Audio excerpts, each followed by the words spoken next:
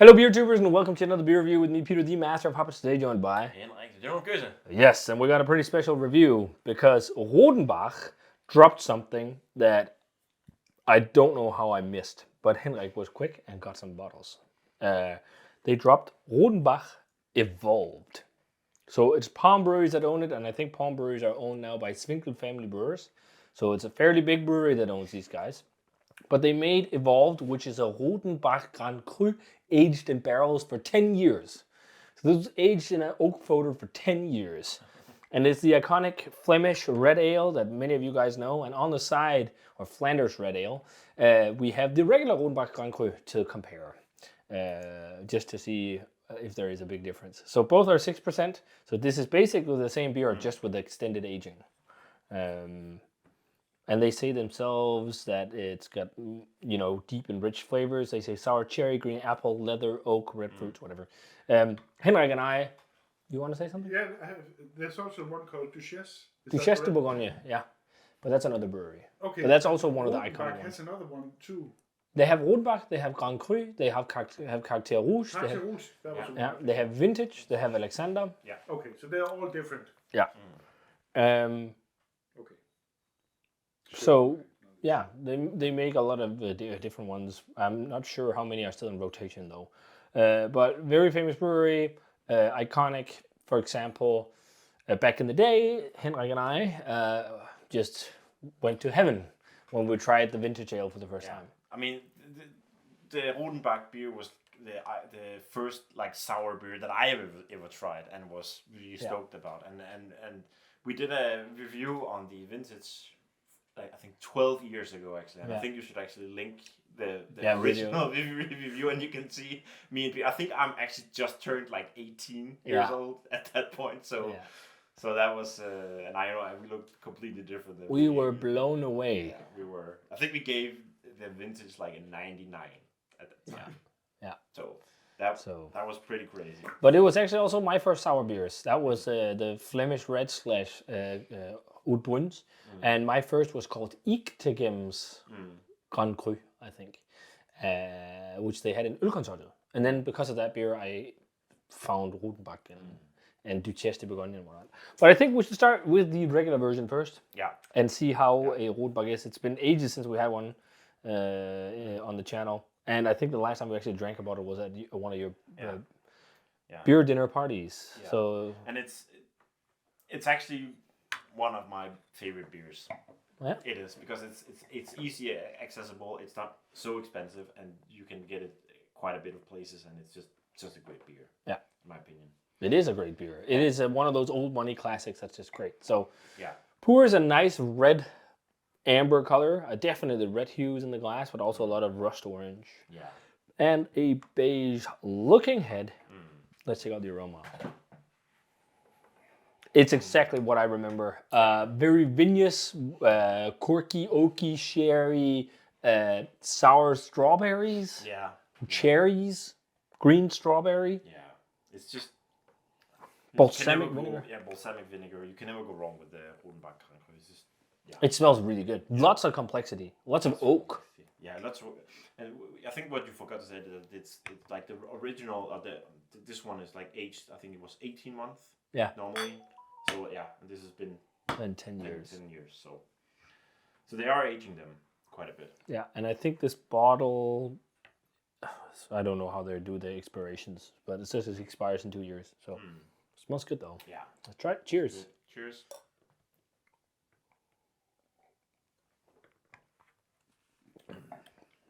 Really balanced sourness. Yeah. And it's not like an offensively sour beer. No. It has that cherry sweetness to it, and it's very nice. And one of the things with this style, balsamic vinegar. That's definitely one of the classic traits to this beer. And I love balsamic vinegar, so. Can you tell a bit about how they make this kind of beer? Because it's not an lambic. I don't actually know how you. I'd imagine they were originally spontaneously fermented, but they're basically red ales and brown ales that's aged in barrels, and then part of the fermentation profile of this is some kind of yeast. I don't know exactly what they use, but then also lactic bacteria. So all the sourness is from lactic bacteria. And I think naturally, historically, it came from aging the beer in wooden barrels. So there was bacteria in the wood that influenced the flavor of the beer. And I'd imagine they definitely pitch it these days just to have a level of control. Especially also because it's a big brewery that brews these beers now. But yeah, there's no like Brettanomyces and stuff like this in Rodenbach beers. They're like clean sour beers, kind of like a kettle sour. But definitely more complex because they're aged in barrels.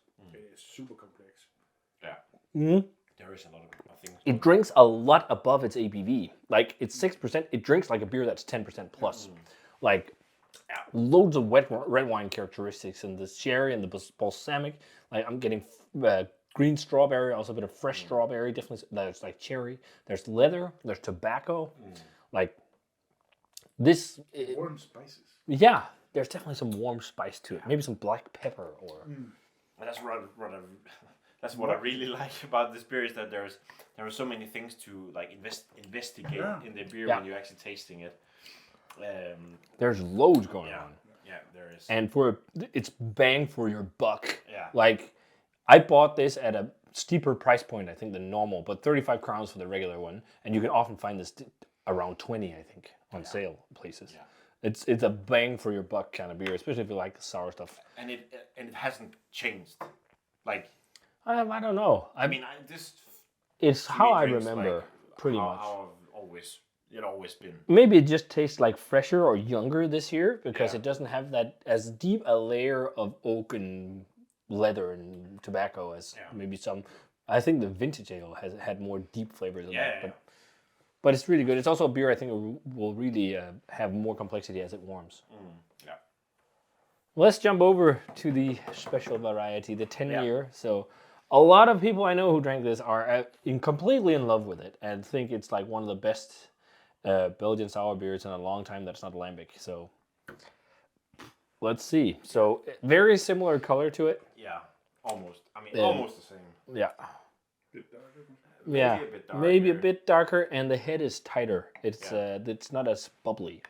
No. The head on it. Let's check out the aroma on this one. Oh yeah, you can immediately smell it. It's so much more woody. There's so much oak on this one. Are you shitting me? It almost smells like the inside of like a really old barrel. Like almost like if you smell a really old wine cork. Yeah. Like this really, really rich oak character. Like old woodiness. It feels less like vibrant and fruity for sure. Yeah. I mean, actually, this smells like the Grand Cru actually smells more complex. A little bit. Like the oak for sure overshadows a lot on the nose there, but it smells like. It smells really nice. It has like a creamy woodiness. I think like this is something you only like if you like a lot of wood flavor in beer because the aroma alone, like I can't remember the last time I had a beer that smelled this much of wood. Like wow.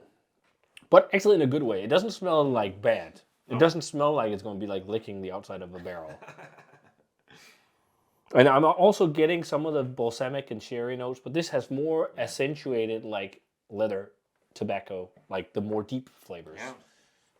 More sweetness too. And more sweetness. And maybe some caramel, balsamic caramel reduction or perhaps more sweet strawberries and green strawberries. Yeah. And I wonder if it's sweetness of oak that does that. The sweet perceived flavor of oak. Vanilla too on this one. I think it's less cherry forward. Yeah. Than the original Grand Cru. For sure. A bit more appley maybe even. Yeah, red apple, stewed red apple or something like that. It smells really good. Well, let's try it, man. Thanks for sharing. Cheers. Cheers.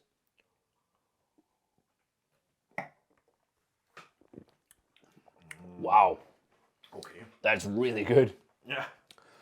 Okay, I was really skeptical about this because I was thinking 10 years in a barrel is too much. It can't be good. But it is actually also very vibrant, like the Grand Cru. But it has so much more depth of like leather, tobacco, sherry, all these like dried, aged flavor profiles. Like, wow, that's if they can keep up making this beer and not just as a limited product, that would be crazy, like once a year. Yeah, but that would be like for 10 years in a barrel. Fuck, I mean, that'd be hard to replicate every year. You need a lot of barrels. It's really funny, like if you just try the original Grand Cru, this is a lot more. I think that this actually has more sweetness and less balsamic notes. I think this feels more sour. This is more balanced. Yeah, but it makes sense. It's all the Yeah. time in a barrel. It's been a long time since I had a Flemish kind of red of this quality. And I think it's really interesting because it's from such a big brewery. Like, Rodenbach is by no means small anymore, but that is pretty damn wonderful stuff. Like, if you love these Oud Bruins and Flemish reds, or as they say themselves, that says Flanders red. Flemish, Flanders, But same. if this is 10 years ago, was that before they got bought up actually? As No, well? no, no. No, They it were wasn't. bought up, I think, around the time when we started getting into the beers. Okay, yeah. They've been a part of the Palm breweries for a very long time. Okay. Actually, I reviewed the original vintage of Alexander on the channel, Yeah. like in Vintage Bottle a while back. And one of the family members, who was a descendant of the Rodenbach family, who somehow stumbled upon the video, asked most of the comments, like, how did you get this? Can you help us get some? Because it would be fun to try. I was like, no, I can't. It was just some guy with his cellar. Because I think the Rodenbach Alexanders are from like the 90s or 80s. So it's like really old stuff originally. And then they brought it back in the new one, which I think is now a rotational, maybe year-round release. But I will say 10 years in the barrel definitely did something nice to this.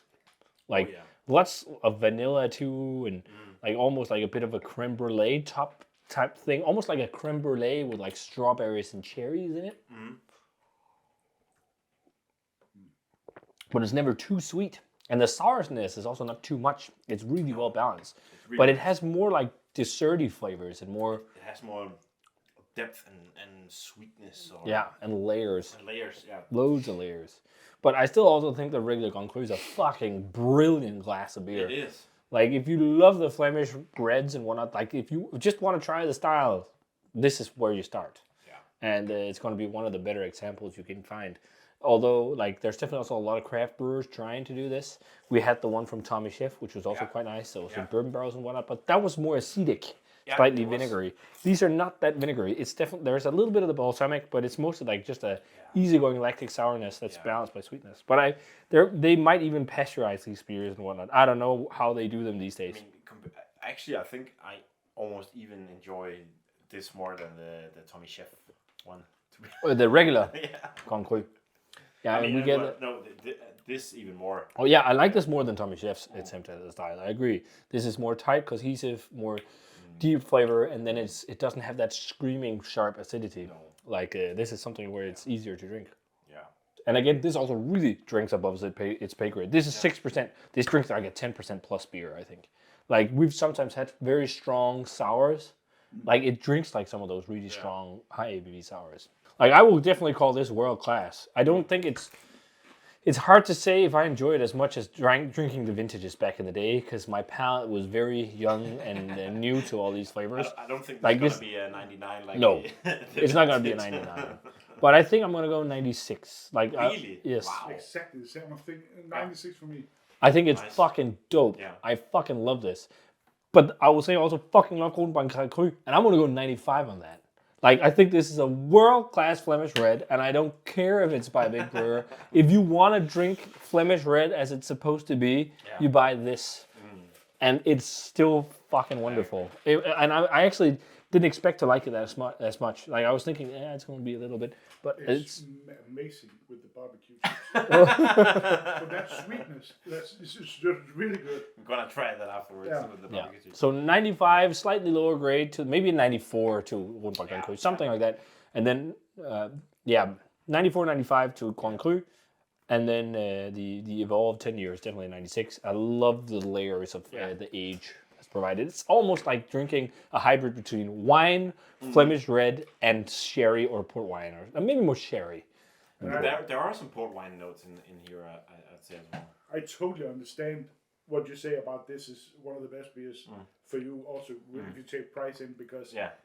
I forgot how complex and how much beer there is in this one. Yeah. It is quite amazing. It's insane the level of complexity for beer at 30 some crowns. Like, you can buy this in supermarkets in Belgium in 4-packs and 6-packs for nothing. It's just Then like, I had it with Orval. I think that's quite good Yeah. for the same amount of money. Yeah. But that's a totally different yeah. beer. I think I like Orval more than this. I could drink more Orval than this, but it's a totally different beer for sure. But what about you in terms of grades? I think I agree. I think 94 for the Grand Cru is very on point, and I think 95, 96 for the Evolved is, it's so nice. Yeah. It is. But yeah, Damn. wonderful, wonderful beers. Rodenbach, again, a bigger brewery, but I'm really surprised by these. Really, really love these. So if you guys had Rodenbach Evolved and their Grand Cru, let us know what you thought of them. Wonderful stuff. If you've never had Rodenbach, go get these. They have the regular Rodenbach. Just get the Grand Cru. That's the one that's the best.